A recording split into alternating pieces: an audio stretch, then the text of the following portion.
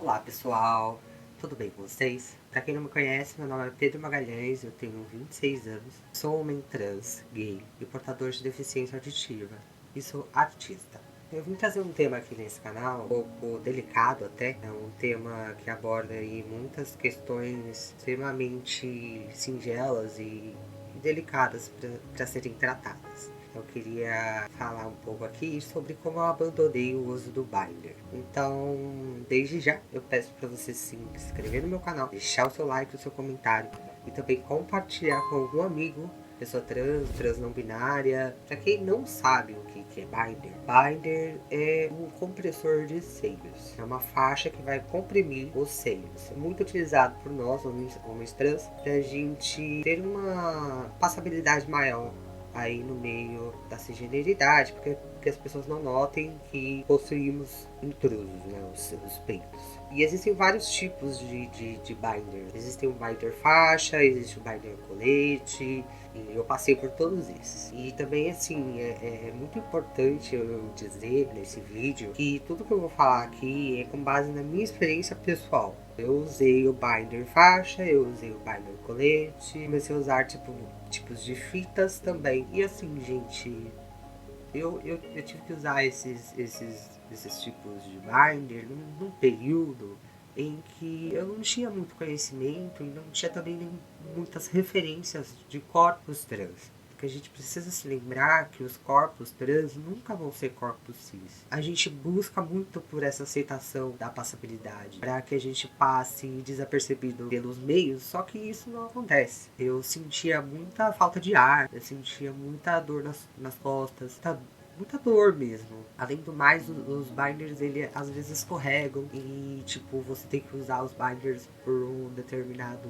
horário, não pode usar por mais de 8 horas por dia. Só que a gente sabe que isso não é possível, porque muita gente trabalha fora, muita gente estuda fora, acaba ultrapassando esse limite, o que não é bom para nossa saúde. Isso estava me prejudicando demais. Como eu não tinha referências de pessoas trans, de corpos trans, de diversos tipos de transmasculinidade, eu sentia essa disforia muito aflorada, né? E a partir do momento que eu comecei a perceber que eu não precisava ser o estereótipo perfeito de pessoas trans, e eu via e que eu enxergava que eram aquelas pessoas trans que tinham condições de realizar a cirurgia, a mastectomia, enfim, eu tinha que buscar por meios e métodos para aliviar a minha dor. A gente precisa aliviar a nossa dor, porque a gente precisa que a nossa vivência se torne menos prejudicial para a nossa saúde física, para a nossa saúde mental. E quando eu comecei a pesquisar por essas referências, eu comecei a entender que eu não precisava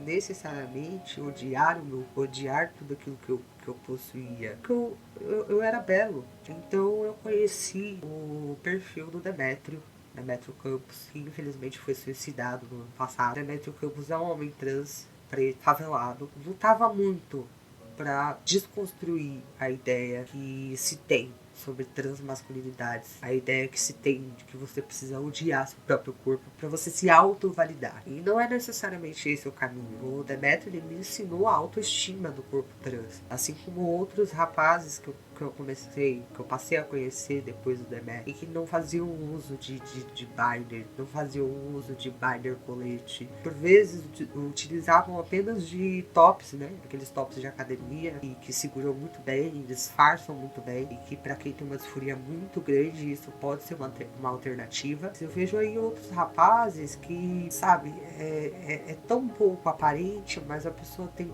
tamanha disforia que se dispõe a tanto sofrimento, fazendo uso de fitas que arrancam a pele da pessoa, e eu fico um pouco assustado com isso, porque a gente não precisa ter uma vida tão dolorida. O quanto a gente puder diminuir as nossas dores, será melhor para nós, porque não importa, sabe? Às vezes a pessoa já realizou a mastectomia e ainda assim continua sentindo disforia. Então, aonde está essa disforia? De onde vem essa disforia? Para onde ela vai? Eu sempre digo para as pessoas que a disforia nada mais é do que algo que foi imposto pela cisnormatividade perante os nossos corpos. É de que a gente precisa perseguir a cisgeneridade ao máximo para que a gente não sofra tamanha violência. Só que é um mero de um engano, né?